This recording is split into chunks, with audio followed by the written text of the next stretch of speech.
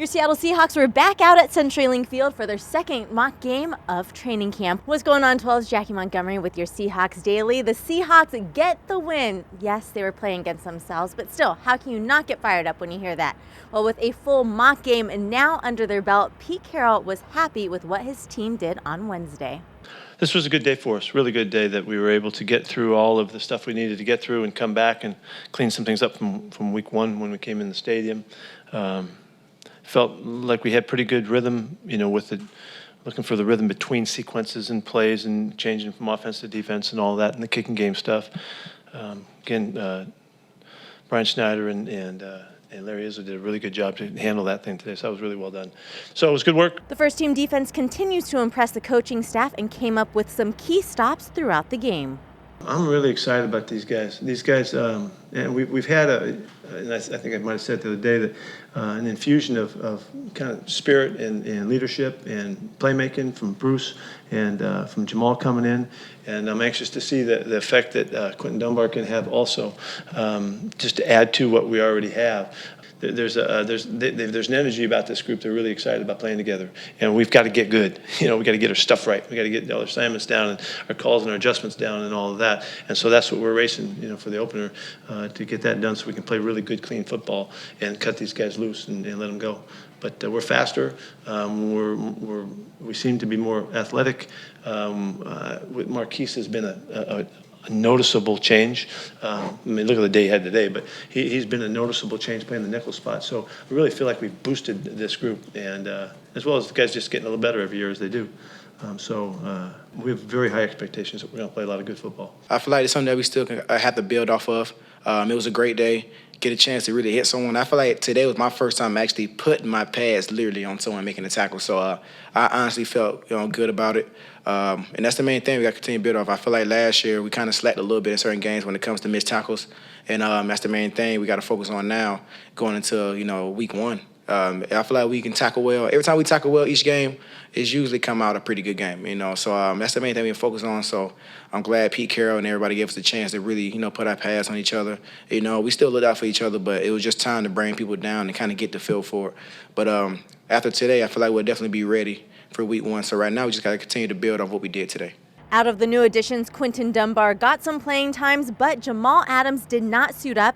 The All-Pro safety cut his finger cooking at home and required stitches.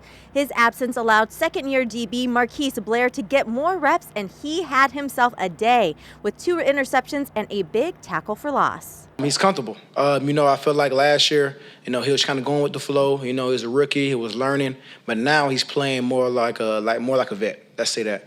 And he's comfortable. You can feel it when he's out there with us. He don't feel like he shouldn't be out there, and that's the main part. You have people who come in and play in different groups, and they feel like they don't belong. And that's the last thing he thinks about when he's out there with us.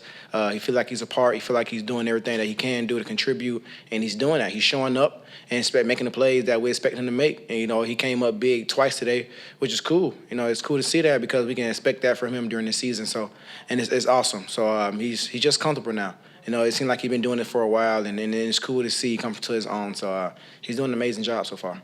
The first team offense moved the ball well. In the unofficial stats, Russell Wilson completed 11 of his 16 pass attempts, including 2 touchdown passes to DK Metcalf and Jacob Hollister. Carlos Hyde also had a big day with a lot of impressive runs and a touchdown of his own. Saw some good stuff throwing and catching today. Russ threw the ball real nice, and the guys made some nice plays. Greg Olsen looked good catching the ball. DK came back with another big touchdown. Jacob Hollister looked sharp. Locke did a good job. Demo, I think David Moore had 3 catches for the day. So it was a good job of throwing the ball around. But I thought the other side of it was I thought Carlos Hyde looked really good again. And he seems to just continue to be right on the mark. He's in there. He's going to be able to be a big factor for us. Chris is back. He's finally made it through the family stuff that he had to take care of. And so he was back with us today and will be working when we come back.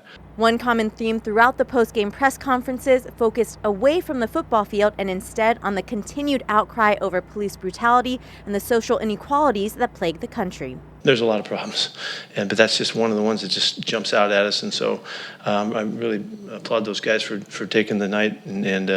But that we all know that's not enough. It's just a statement, and the what is important, and everybody that's involved knows. It's what we do about it and what we keep doing to straighten things out and get things right.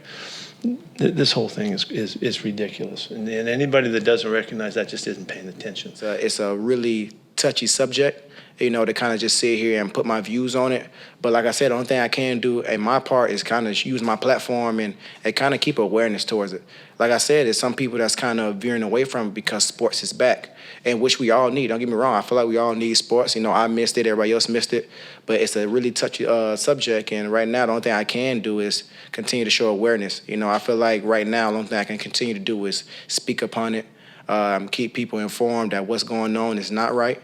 And we got to continue to find ways to move on from that and kind of fix it. So right now, you just got to use your platform, make sure people never forget. Well, the players have Thursday off, but will be back at the VMAC on Friday as training camp continues.